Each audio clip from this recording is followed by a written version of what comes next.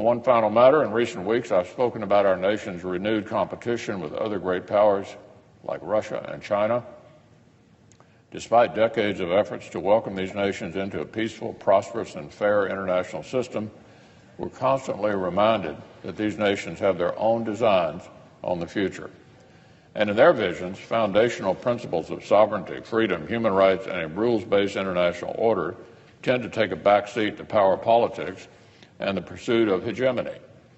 The Chinese Communist Party, for example, is working to extend its control and influence everywhere from Taiwan to Cambodia to Laos to Burma to Hong Kong, as we've seen recently.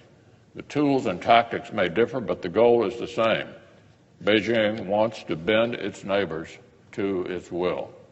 Earlier this month, after historic protests, Hong Kong's government hit pause on legislation that would have further eroded its autonomy and invited more meddling from the mainland. But victory for freedom and autonomy is not yet assured. The bill in question has been suspended, but hadn't been totally withdrawn. Hong Kong's people, emboldened by this rare victory over Beijing's creeping influence, have continued to exercise their freedom of assembly to reclaim the rights, privileges, and autonomy slowly sliced away in recent years by the PRC. Protests continue, and with them countervailing pressures from authorities beholden to Beijing. Increasingly brutal police tactics and pro-mainland vigilantes are drawing blood in an effort to intimidate Hong Kongers back into submission. So, Madam President, Hong Kong's autonomous government, political freedoms, and stable rule of law have been a crucial precondition of its tremendous growth and prosperity. U.S. firms have invested tens of billions in Hong Kong's economy because they trust the autonomous region's political climate, independent judicial system, and degree of independence from Beijing. By contrast, international firms are currently pulling back from China due to concerns about corruption, autocracy, intellectual property rights violations, and state-sponsored corporate espionage. So, Madam President, at a time when China faces slowing growth, Beijing should seek to emulate Hong Kong, not to engulf Hong Kong and remake it in the image of the Chinese Communist Party.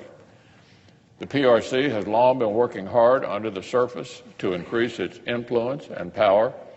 In Hong Kong, like in so many other areas, China's used this approach that experts have called hide and bide, hiding their intentions and biding their time, slowly slicing away resistance, building leverage, and encroaching one step at a time. In the case of Hong Kong, Beijing and its agents have overreached, but they're recalculating, postponing action on the legislation while biding time to resume the encroachment. This is not just a matter for the people of Hong Kong. The PRC's treatment of Hong Kong, just like its treatment of the Uyghurs or the Tibetans, Beijing claims as citizens, is an indicator of how Chinese rulers will behave abroad.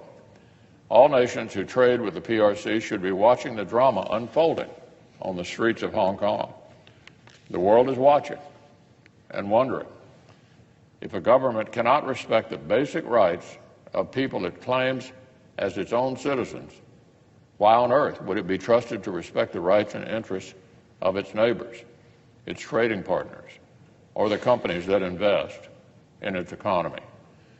As we all know, the people of Hong Kong have been carrying the banner for decades. I'm proud to say that here in the United States, we've been marching alongside them the entire way.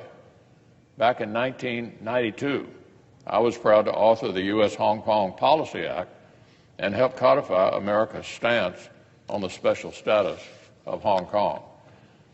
And so on the 70th anniversary of the PRC and the 30th anniversary of Tiananmen Square massacre, I'm grateful the administration and the Congress, on a bipartisan basis, is re-examining America's relationship with the PRC. I'm grateful for the bipartisan work my colleagues have done on this important issue, and I'm confident Congress will continue to hold hearings and stay vigilant on the subject of autonomy and democracy in Hong Kong.